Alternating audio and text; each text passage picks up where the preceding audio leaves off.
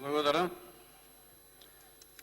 Јас обично практикувам за претходните министри, например, или заменици кои што се разрешуваат да не кажувам многу, а за новите министри или заменици самата биографија не покажува како ќе се снајди реално во ресорното министерство. Значи имаме случаеви кај што се импозантни биографии, но не се снаоѓа во реалниот начин на функционирање на министерот, затоа и за новиот заменик министер не би сакал многу да кажувам, самото време ќе покаже дали е правилно решение.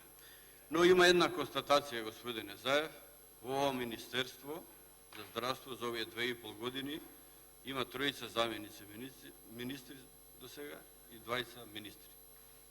Значи, нон-стоп се менува екипата која што треба да го раководи Министерството за здравство.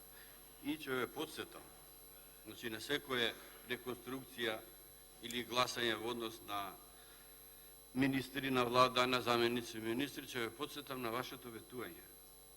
Го напишавте, веќе Владко таму програмата План за живот, тука цело време е листа и некојаш ми покажува, не знам на која страна беше, дали вие ветивте дека владиниот кабинет нема да види повеќе од 20. Ваше ветување беше.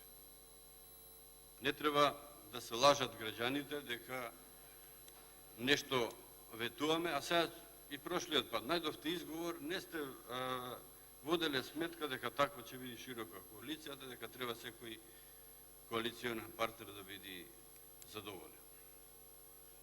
Не треба да се раководите по тоа. Што не напишете таму во заграда или со звездичка, зависи каква ќе биде коалиционата група од партии. Значи, тоа ветување стално ќе го кажам.